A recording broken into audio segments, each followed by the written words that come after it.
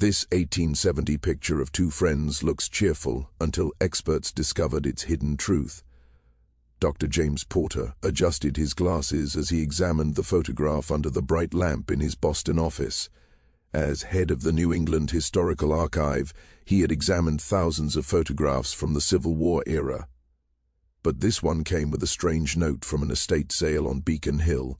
The image showed two boys, maybe 10 and 12 years old, standing together in front of a painted studio background showing a garden. Both were smiling, genuinely smiling, which was unusual for pictures from that time when people usually held stiff faces because of slow exposure times. The boy on the left was white, with light brown hair and freckles across his nose. The boy on the right was black, with short hair and bright, intelligent eyes. They each had one hand on the other's shoulder, a sign of clear friendship and affection.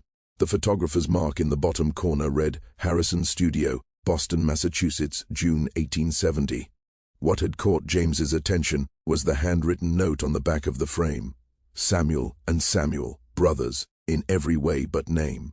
June 14, 1870. Samuel and Samuel, two boys with the same first name. James took a picture of the image and sent it to his friend, Rebecca Chen, a family history expert who focused on families in Massachusetts after the Civil War. Within 2 hours, she was sitting across from him in his office, her laptop open and her face looking concerned. "I found them in the 1870 census," she said, turning her screen toward him. Same house listed as Samuel Whitmore, age 12, son of Thomas and Eleanor Whitmore, and Samuel Whitmore, age 10, also listed as a son of Thomas and Eleanor Whitmore. James moved closer. Two sons with the same first names. That's not just odd, it's almost never heard of. Families did not do that. It would create constant confusion. Exactly, Rebecca said. And look at this, the race markings. One is marked W for white. The other is marked B for black. Same last name, same parents listed, but different races. James felt his heartbeat quicken. Could it be a mistake? Census takers made errors. That's what I thought at first, Rebecca replied.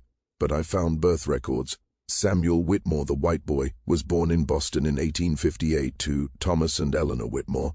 Thomas was a shipping merchant, quite wealthy, but there's no birth record for a second Samuel in that family. She brought up another document. However, I found something different. In the Freedmen's Bureau records from 1865, there's a listing for a boy named Samuel, age 5, said to be an orphan. His parents were James and Ruth, last name unknown. They had been enslaved in Virginia and died soon after being freed. The boy was brought to Boston by an aid group. James sat back in his chair. So, the Whitmores took in this orphaned black child and gave him their own son's name. It seems so, Rebecca said. But why? In 1865 Boston, there were orphanages, charity groups. Why would a rich white family not only take in a black orphan, but give him the same name as their biological son? James looked at the photograph again, at the two boys' real smiles, their easy comfort with each other. We need to learn what happened to them. Where did they go? Did they stay together? Rebecca nodded. I'm already looking, but James, there's another thing. I found a newspaper article from 1866. She pulled it up on her screen. It's short, but it mentions Thomas Whitmore being investigated for hiding a fugitive. The charges were dropped, but the piece suggests there was trouble around his house. A fugitive? James asked. The war was over by then. Who would they be hiding? That's what we need to learn, Rebecca said softly. She looked at the photograph one more time. Those boys are keeping a secret, something that made it necessary for them to share a name. And I think it might have saved one of their lives. Rebecca spent the next week going deep into the Whitmore family past. What she learned revealed a family much more complex than initial records suggested. Thomas Whitmore had inherited his shipping business from his father in 1855. The company moved goods along the Atlantic coast, cotton, tobacco, factory items. During the 1850s, the business had made money, but not a lot. Then came the Civil War. Look at this, Rebecca said, spreading papers across the archive research table. James leaned in to examine a set of business records she had obtained from the Massachusetts Historical Society. In 1861, Thomas's shipping company began moving different goods, medical supplies, weapons, food for Union soldiers. His profits grew greatly. But here's what's interesting. She pointed to a handwritten note in the margin of one record from 1863. Special cargo night movement, no inventory. Special cargo with no inventory, James whispered. What was he moving? Rebecca pulled out another document, a letter from 1864 written in faint ink in paper. This was placed in the company records. It's from someone named William sent to Thomas. Listen, the package you helped send last month arrived safely in Canada. The family sends their thanks. 3 more packages wait for transport when conditions allow. Your courage serves a purpose greater than profit. James felt his breath catch.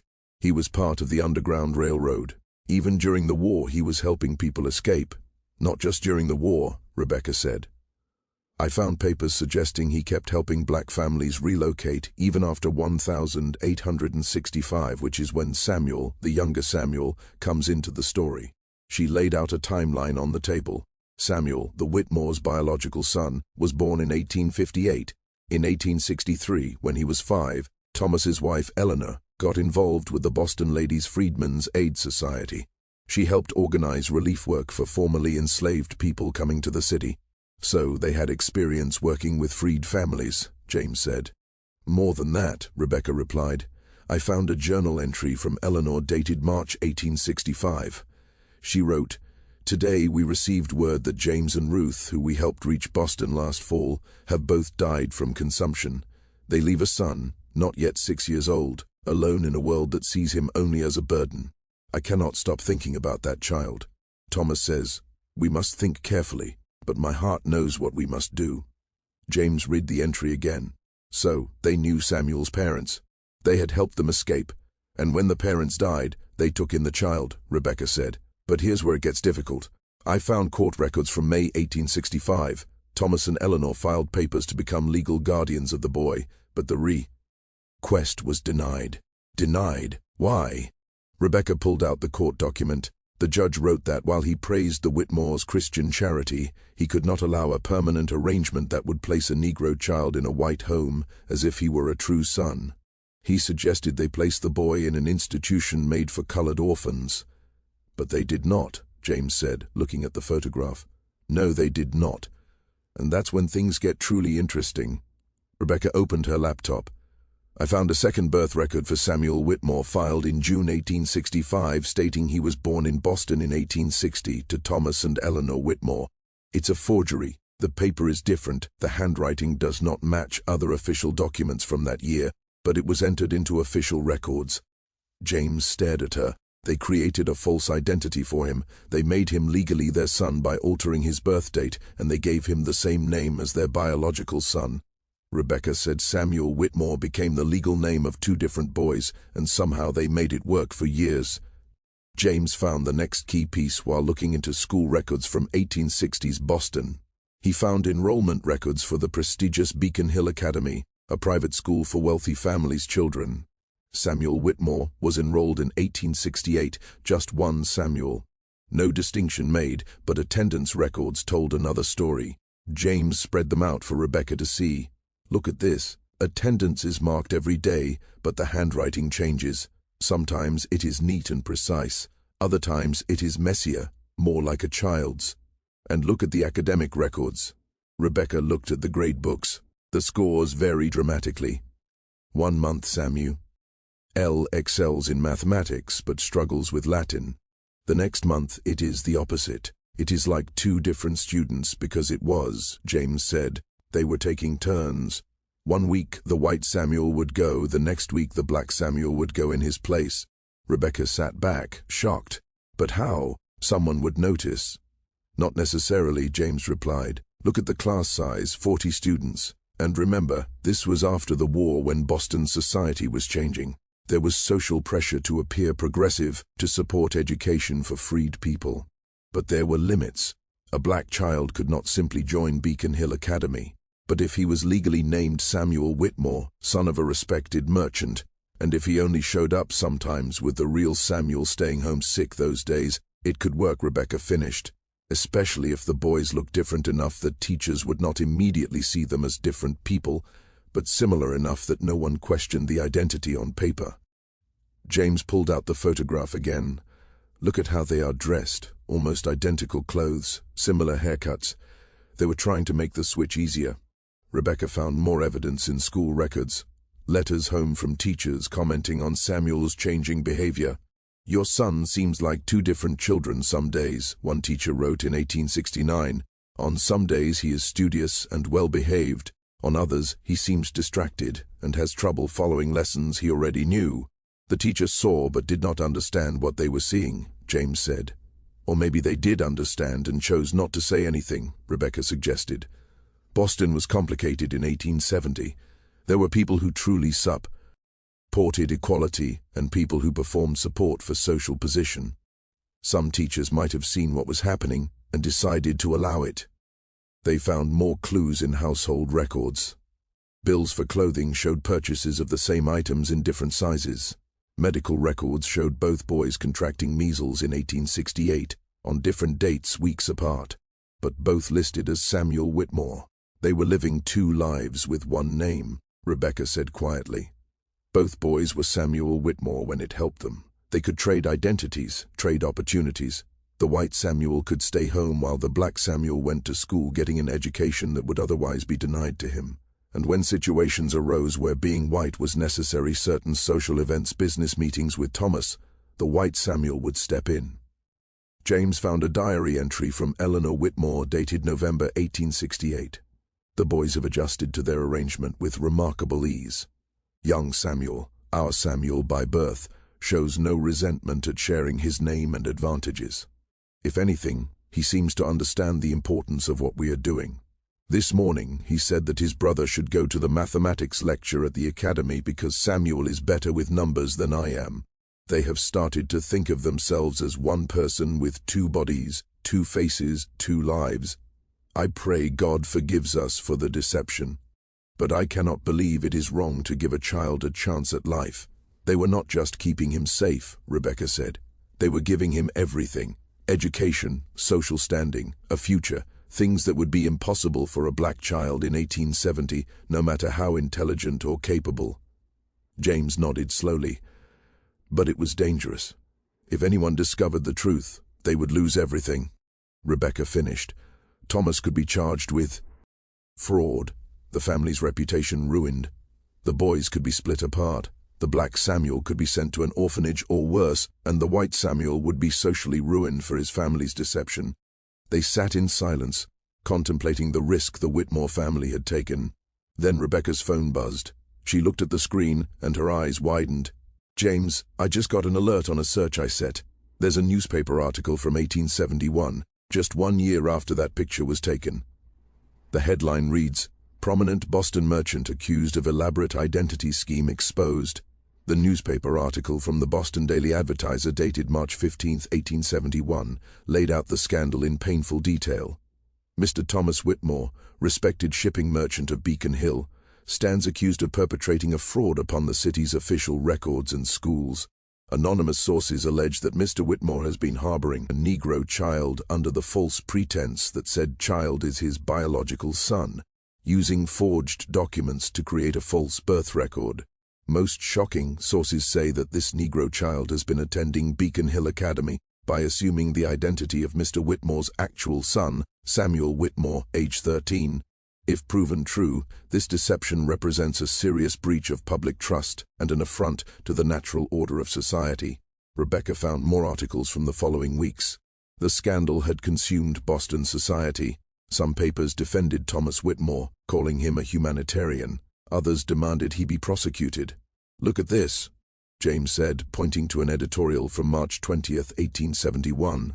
"The editor is sympathetic. While we cannot condone deception, we must ask ourselves what desperation would drive a respectable family to such acts. If our society provided education and opportunity to all children regardless of race, would such elaborate schemes be necessary?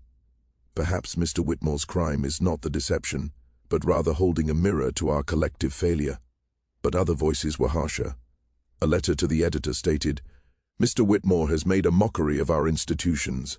He has placed a Negro in classrooms meant for white children, exposing them to a mixing that their parents never consented to.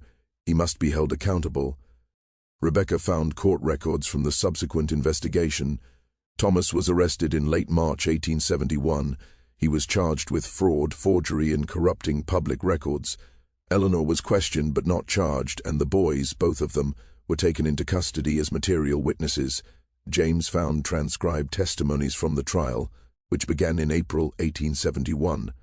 The testimony of the white Samuel was particularly revealing. Question from the prosecutor: "Is it true that a Negro boy has been living in your home and using your name?" Answer: "Yes, sir. His name is Samuel, same as mine." Question: "Did you know this was wrong?" Answer: "No, sir. Samuel is my brother. My parents said that some people would not understand, but that did not make it wrong. We share everything, our name, our home, our lessons. I do not see how that's fraud. He is just as much Samuel Whitmore as I am." Rebecca found the black Samuel's testimony as well. The boy had been 12 years old, facing a room full of people who saw him as evidence of a crime. Question from the prosecutor: "Do you understand that you are not truly Samuel Whitmore, that you have assumed this identity falsely?" Answer: "I know that I was born to different parents, but Mr. and Mrs. Whitmore took me in when I had nothing. They gave me their name, their home, their love. They taught me that I could be anything, learn anything. If using the name Samuel is fraud, then I am guilty, but I will not apologize for claiming the only family I have ever truly known."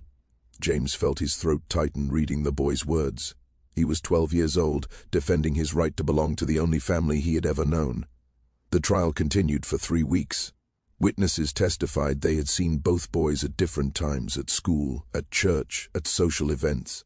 Teachers said they had noticed inconsistencies, but had not understood their meaning. Neighbors described the boys playing together in the garden, calling each other by the same name with obvious amusement at the confusion it caused. The defense attorney argued that no real harm had been done, Rebecca said, reading from the trial notes.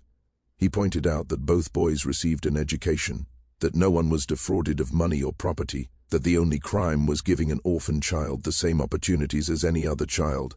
"What was the verdict?" James asked, though he feared the answer. Rebecca moved through the papers. The judge found Thomas guilty of forgery and falsifying birth records. But here's what's remarkable. He gave Thomas a fine but no jail time, and he made a statement from the bench. She read aloud: "While this court must uphold the law as written, I cannot help but observe that Mr. Whitmore's actions, though technically illegal, were motivated by compassion rather than malice.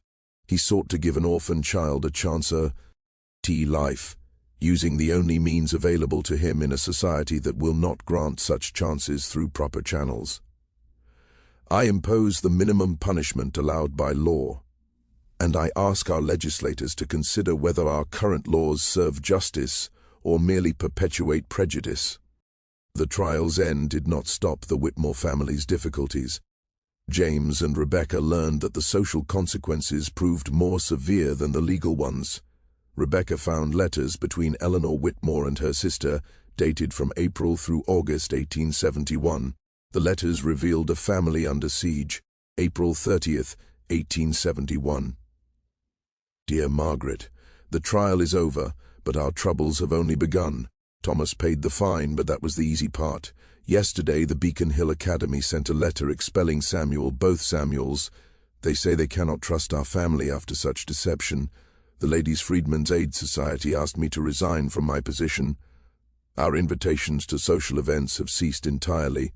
I do not regret what we did, but I fear what it will cost the boys." June 12, 1871. The shipping business is struggling. Several of Thomas's longtime business associates have severed their ties with him. One wrote that he could not, in good conscience, continue doing business with a man who had undermined the natural social order. Thomas remains strong, but I see the strain wearing on him. And the boys, they know far too much for children their age. They blame themselves for our troubles, though we have told them again and again that this was our choice, not theirs. James found financial records showing the rapid decline in the Whitmore family's wealth. Between 1871 and 1872, Thomas's business revenue decreased by nearly 70%. Properties were sold to pay debts. The family moved from their Beacon Hill mansion to a smaller home in a less fashionable neighborhood. They lost almost everything, James said quietly. But Rebecca had found something else, school enrollment records from a all Quaker school in Cambridge. In September 1871, 2 students enrolled, Samuel Whitmore, age 13, and Samuel Whitmore, age 11. Both listed with the same parents. The Quakers took them in, Rebecca said. They let both boys continue their education, still using the same name, still treating them as brothers. She found a letter from the school's headmaster to Thomas Whitmore. We at the Cambridge Friends School believe that education is a sacred right, not a social privilege. Both your sons are welcome here, no matter what Boston society may think. We see no fraud in giving a child a name,